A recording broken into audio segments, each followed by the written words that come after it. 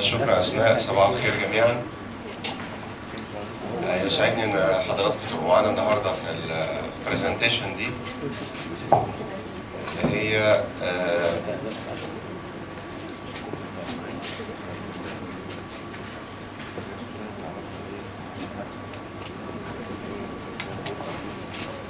الحقيقة أنا لما ابتديت أفكر في موضوع البرزنتيشن دي كان المنطقي إن احنا نفكر how to give a good presentation أو ways to win your presentations. ده التفكير المنطقي يعني.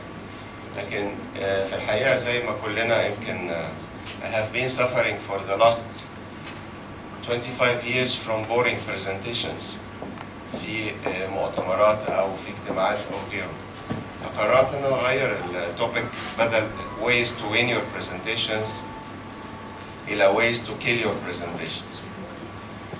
أو بمعنى تاني ways to kill your audience with a bad PowerPoint presentation. ليه؟ هقول لحضراتكم السبب دلوقتي. statistics معروفة إنه حوالي 300 مليون PowerPoint users في العالم. يعني statistics might be striking، لكن في حوالي 300 مليون PowerPoint users around the world. بيعملوا 30 مليون presentations كل يوم. quite a big number of presentations. يعني معنى هذا الكلام ان عندنا a million presentations are going on right now.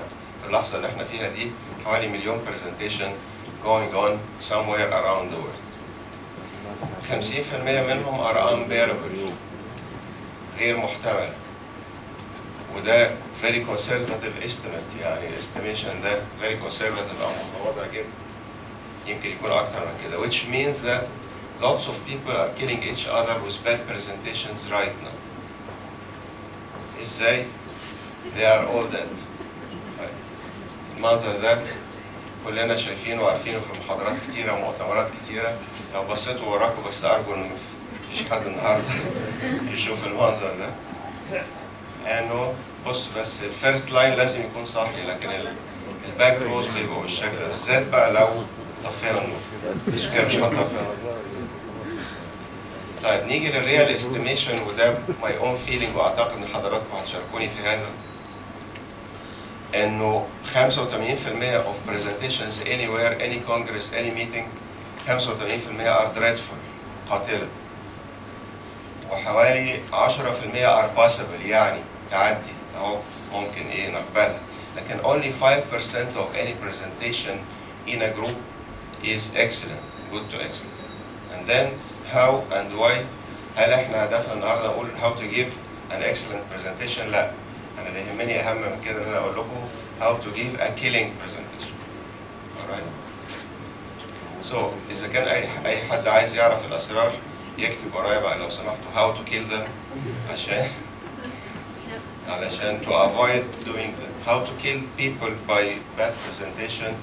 Number one, by giving too much text. One of the very bad qualities of presentation is to put too much text in the slide. Number two is reading from the screen. أحط الكلام على السكرين وأقعد أقرأ فيه. This is one of the worst qualities. Using less images, text, مفيش images. Images is reviving.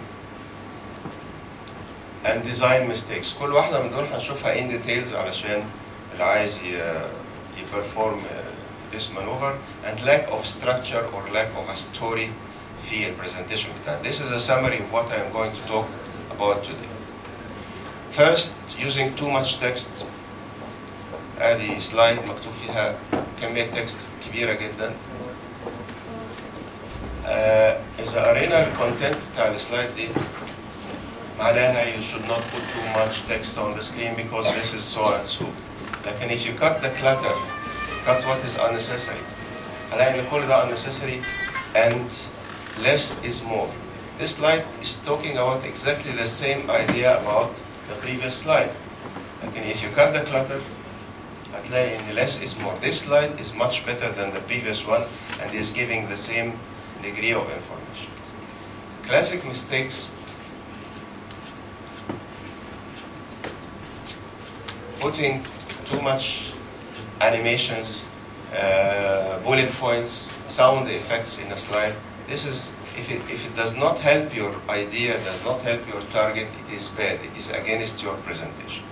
So don't avoid excessive bullet points, fly in وحاجات طالعة من تحت ومن فوق, moving everywhere, every direction. لا تخدم هدف معين وبالتالي it is unnecessary. There is a very important rule called the rule of 6, which means, roughly speaking, طبعا 6 lines per slide, 6 words per line, but most importantly that you need 6 seconds to understand the slide.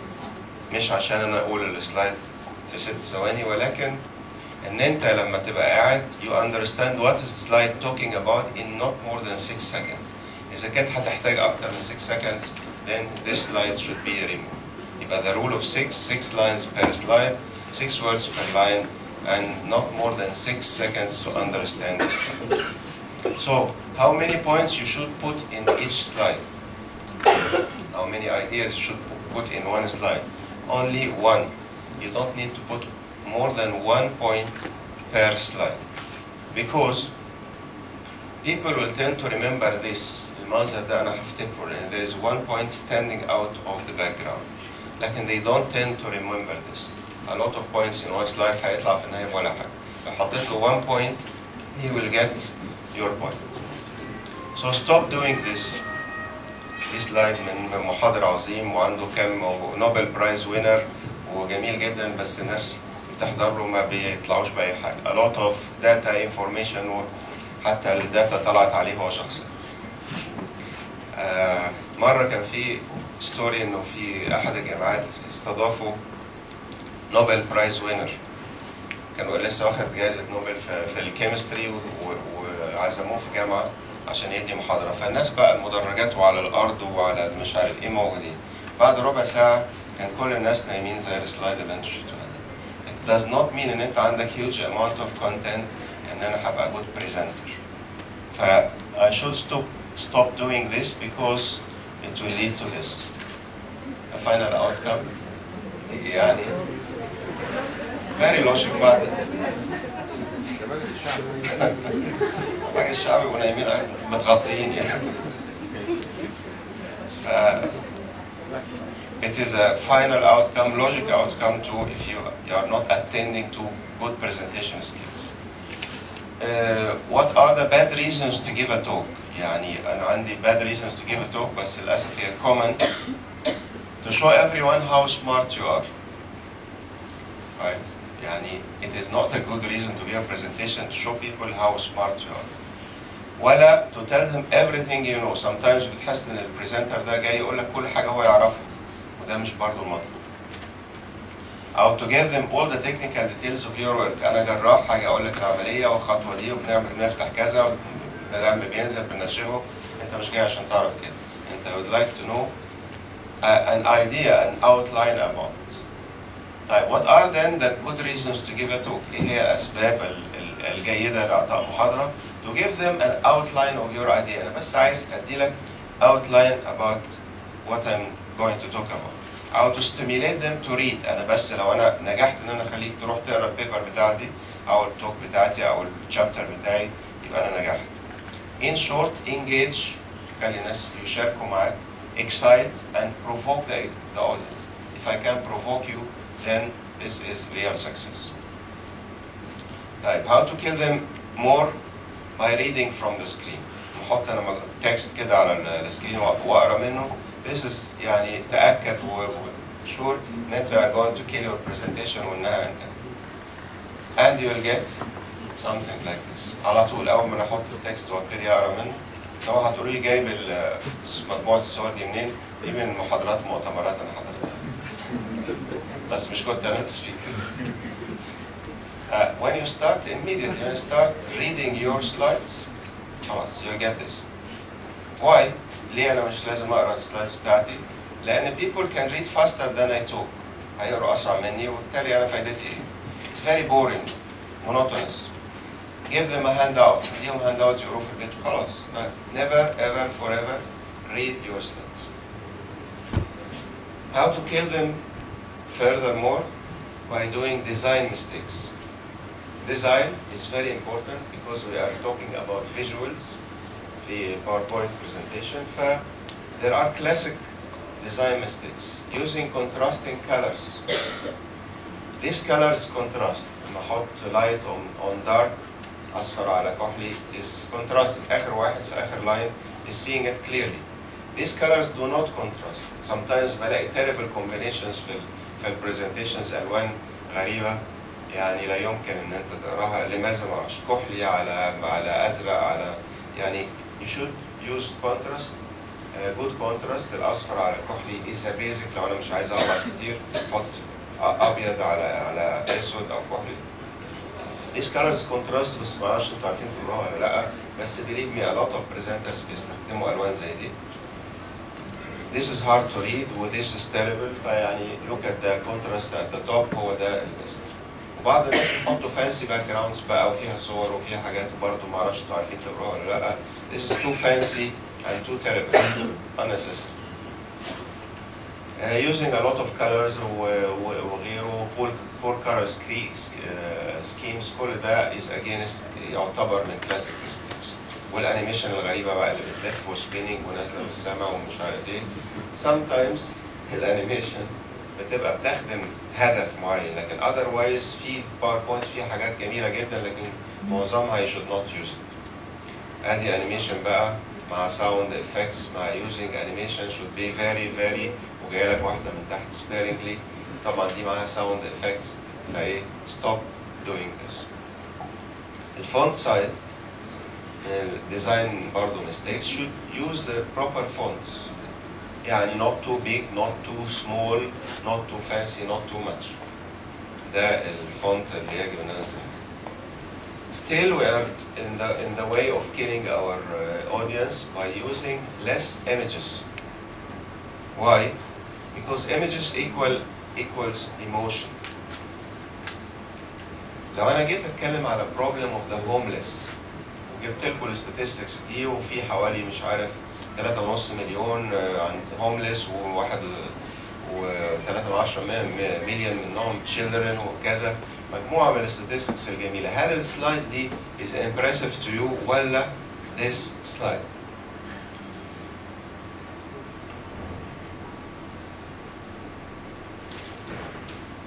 Alright, if I'm using a photo or a figure and very less text, this is much more impressive than the previous slide اللي هي فيها too much text, too much information, statistics. Like it's not impressed by it.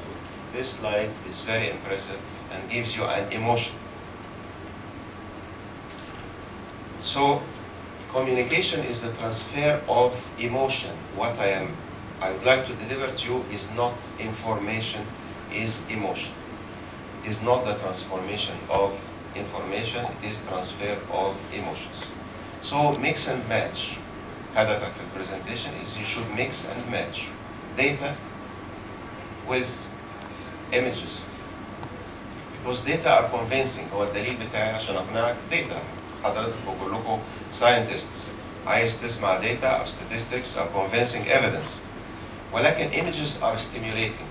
Gives you a lot of feelings and emotions.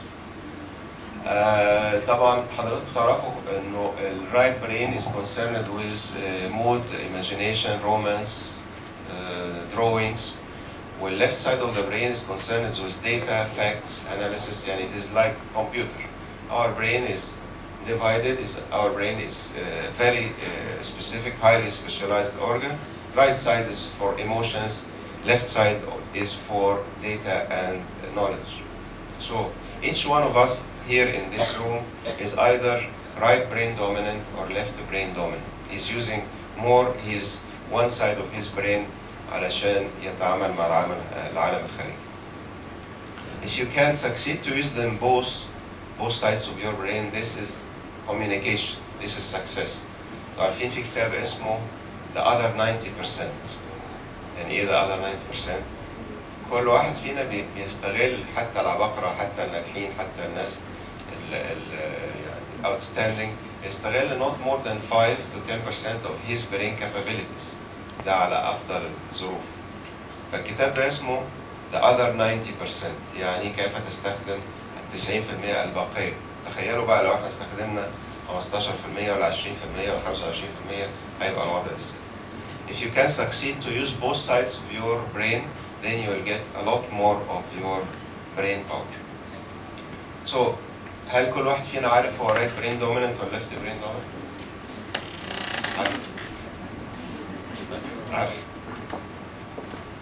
طيب if you look at this figure، الغريب فيه ان هو some people will see it rotating clockwise والاخرين هيشوفوه rotating anti clockwise. فبص لدقيقة كده للفيجر ده وقول لي انت شايفه rotating clockwise ولا anti clockwise؟ اللي شايفه rotating clockwise يرفع ايده. هنجيلها دلوقتي. ده أغلبية and you are left brain dominant. أغلبية 80% منهم شايفينه clockwise. شايفينه anti clockwise مين؟ هجيلك دلوقتي. دول 20% أو أقل هم دول الفنانين اللي قاعدين معانا. دول الرايت برين دوميننت. خلاص؟